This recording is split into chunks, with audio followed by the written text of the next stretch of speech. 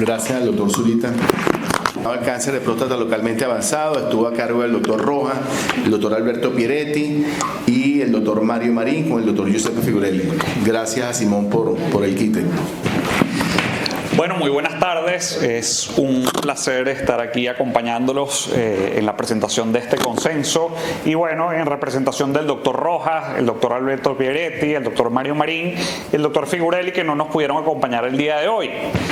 Es importante para hablar sobre este capítulo definir de qué se trata el cáncer de próstata localmente avanzado, sobre todo para nuestros residentes, y debemos establecer dos conceptos. En primer lugar, es aquel cáncer que se encuentra o que extravasa ya o sobrepasa la barrera o los límites de la glándula prostática, ya sea porque supere o existe una invasión extracapsular o que comprometa las vesículas seminales. Pero es importante destacar que esta no es la única definición, sino también debemos considerar que pueden o no estar comprometidos los ganglios regionales, ya sean obturatrices, ilíacos o presacros, dando como resultado o definiendo el concepto de enfermedad N1. Entonces, como definimos anteriormente, aquellos estadios T3 que ya superan los límites de la glándula prostática no solo son definidos como la enfermedad localmente avanzada, sino también existe otro estadio que es el T4, cuando hay compromiso de estructuras vecinas como la uretra prostática o la uretra membranosa, la vejiga y las paredes pélvicas. Entonces, actualmente existen dos posibilidades desde el punto de vista terapéutico. En primer lugar, la cirugía y en segundo lugar, la radioterapia externa, que puede o no estar acompañado de técnicas o de deprivación androgénica.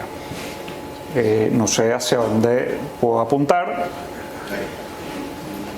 Entonces, ¿qué ventajas y desventajas tenemos en cuanto al tratamiento? Vamos a hablar sobre la cirugía radical y aquí existen en este escenario detractores y gente que está a favor.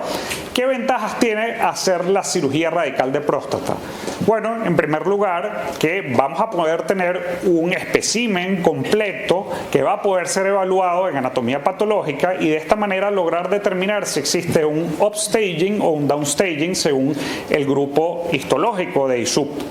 En segundo lugar, localmente vamos a generar un control local de la enfermedad y así disminuir síntomas obstructivos que pueden comprometer el tracto de salida y ambos meatos ureterales y disminuir síntomas adversos como es la obstrucción urinaria y también el sangrado.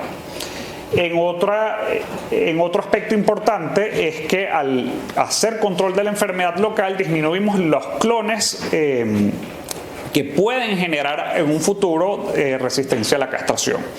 Entonces, es importante destacar y con letras mayúsculas que la cirugía radical de próstata debe estar siempre en el contexto de una terapia multimodal.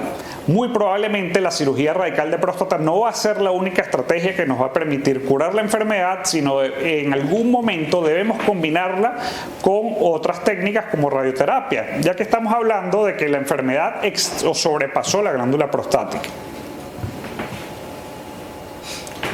Entonces, ¿qué sucede con los estadios ganglionares regionales en la enfermedad N1?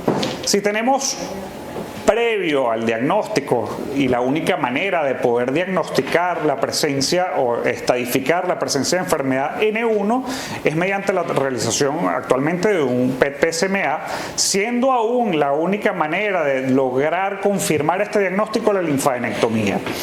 Sin embargo, en enfermedad de N0 está indicada la cirugía y en enfermedad de N1 ya es interrogada y son casos muy puntuales que debemos seleccionar si verdaderamente se van a beneficiar de la cirugía o no.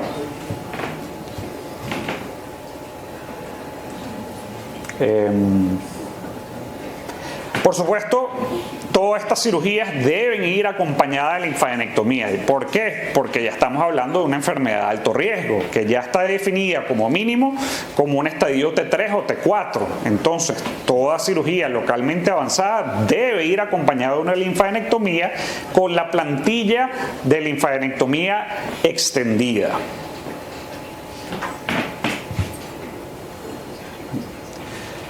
Por supuesto, la radioterapia juega un papel importante en el tratamiento de esta enfermedad como método primario, y es importante destacar las técnicas de alta complejidad, sobre todo guiada por imágenes.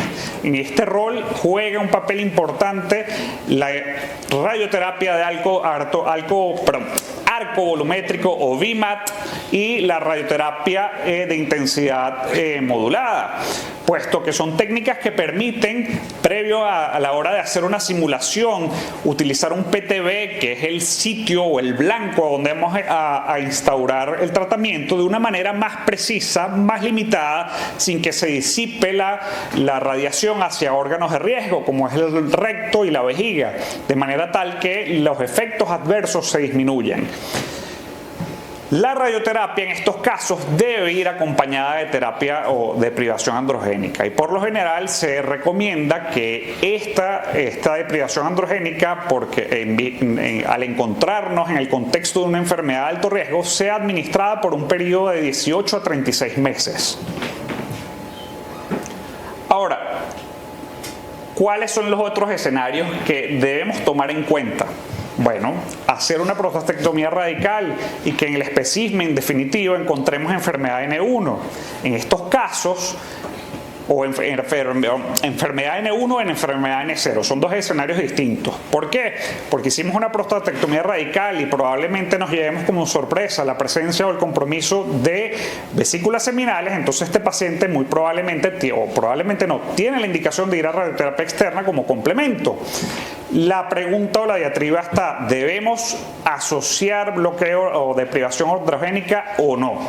En el caso de la enfermedad N0, este consenso recomienda que puede ser obviado, pero casos distintos en la enfermedad N1, donde debemos asociar abiraterona, que es el estándar de oro según las guías, según la NCCN para el 2024, por un periodo de aproximadamente, como les mencioné, 18 a 36 meses. Básicamente esto, no es tan complejo porque son dos estrategias terapéuticas. Lo único que hay que decidir es si debemos, según el estatus ganglionar, si debemos acompañar de deprivación androgénica, y las ventajas y desventajas que nos va a ofrecer realizar un método determinado. No sé si hay algo más que agregar, y bueno, muchísimas gracias.